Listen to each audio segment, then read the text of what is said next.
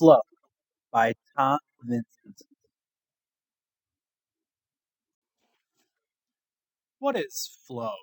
Flow is a state of concentration that involves total absorption and deep involvement in an activity. Our perception of time seems to fly out the window, and happiness seems to overwhelm us. We might say, I am in the zone, or everything just clicks. You may have experienced this while you were doing well in a video game, or perhaps while you were driving your car, or maybe even while you were writing a paper for a class you really enjoy. We have all experienced this at least once in our life. Why would we want to study this? While reading the book to find a topic for this presentation, I stumbled upon the phrase that, given optimal challenge, any activity can be enjoyed. I felt that this had some pretty strong implications. The examples I suggested are pretty common, but how might flow affect more important areas of our life, such as work, school, or social situations? What if someone could be in a constant state of flow? Would it be a good thing? Could we develop a framework to achieve this? Could it be used to improve those who struggle with exercise or those who have problems with studying? Could it perhaps be possible to make the factory worker feel success in their job? Is it possible to make life 100% enjoyable? I have found a few studies that it might suggest a way to achieve this. In Indianapolis, there is a unique school named the Key School of Experimental Education. Here, teachers use theories such as the multiple intelligences and flow theory to gather information to direct the state's education policy. In particular, 3 times a week, the children of the school spend half their day in the flow activities room, also known as FAR. In the room, posters illustrating different aspects of flow theory cover the wall. The children and parents are completely aware of all the techniques being used. While the children are in FAR, they are given the freedom to choose any activity they would like. They can choose anything from chess to drawing. They are allowed to work alone or in groups. Even if a child would like to change their mind, they are allowed to do so. Surprisingly, the researchers found that despite the level of freedom the children have, they behave in a quite orderly fashion. The teachers feel that the freedom is paramount to fostering flow in children. The teachers also take notes on the successes and struggles of each individual child so that alterations can be made the next time the student is in FAR. All of this amounts to a few things. First, given the option of over 100 games, the most popular by far and across all grades is chess, are notably considered a quite difficult and intelligently challenging game. Secondly, the children describe learning as an intensified form of play, suggesting an enjoyment of the activity of learning. Finally, the researchers concluded that the level of student engagement was related to the freedom allotted to them. A boy in grade 6 was asked to give a quote on the school, and this is what he said: "When I draw buildings, it makes me think, and I like to think. It may not appear that way, but I do." I think this highlights a big difference between children in the Key School versus children in public education, where a disdain for learning is all too common. A similar study followed high schoolers and measured the levels of flow throughout the different situations they encountered in their day. They found that flow was increased in situations where children had a high level of control, such as in the lunchroom or while conducting an experiment in a science lab. It was also increased when the students were working alone or in groups. Contrarily, I found that no matter what, flow was always lowest during lectures. All of this seems to support the conclusions of the Key School study. In another study, researchers wanted to look at how flow affected students in the long term.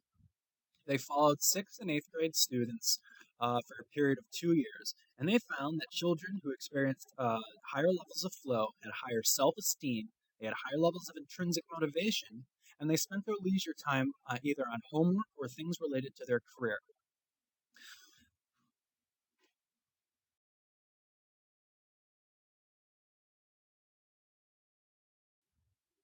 The studies have shown flow is helpful in classical topics such as science, math, reading, and writing, but another study suggests it is beneficial in creative topics like art and music. A study followed graduate art students for 1 semester. They found that those with high levels of flow got paid a higher price for their piece. They also found that the perceived originality of their pieces was much higher in high flow individuals. However, they found that flow was unrelated to the craftsmanship of the piece. This supports the idea of flow theory that flow occurs when one's skill and challenge of the activity are matched.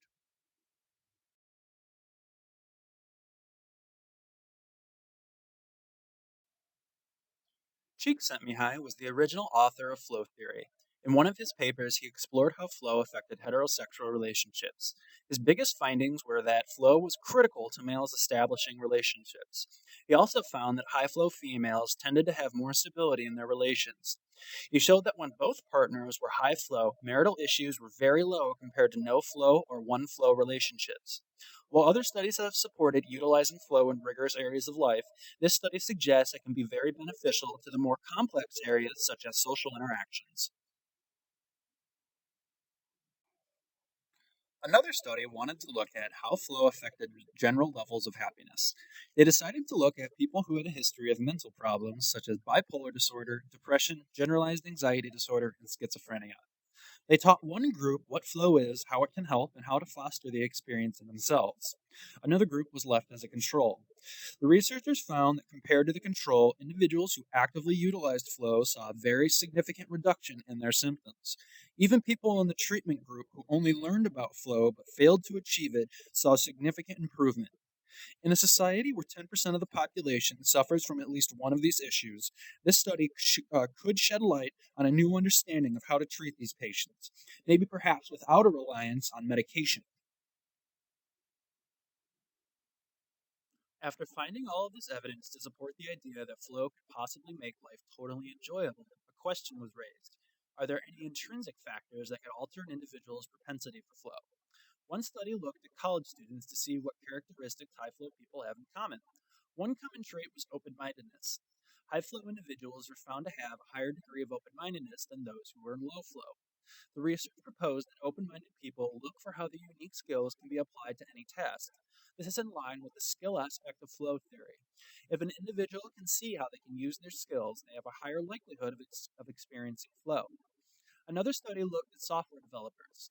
The only conclusion of this study is that being well rested will increase the likelihood of flow, which also stands to reason considering you are only at your best when well rested.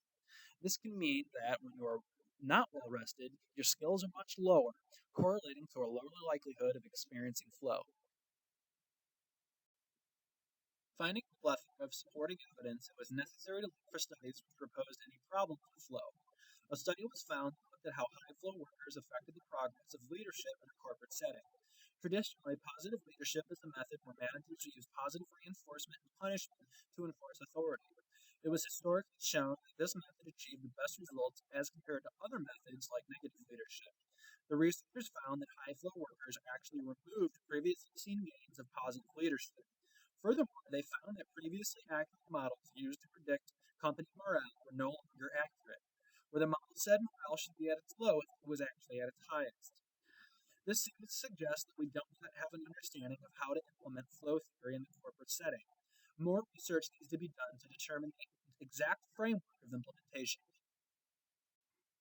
The studies presented would seem to support the idea that flow can make life 100% enjoyable. The utilization of flow theory can improve many areas of life, such as school, work, and your relationships. It has been shown that flow theory could pave the way for more efficacious psychotherapy with individuals suffering from common mental issues. The idea of flow theory only first arose about 25 years ago, so that it's still in its development stage. The studies seem to support this, in that an ideal framework for its implementation has yet to be discovered. All of this research should show future investigators the true implications of flow theory. In the future, researchers should try to determine the precise aspects of implementing flow into different environments. Until this happens, it will not be possible to use flow at the institutional level.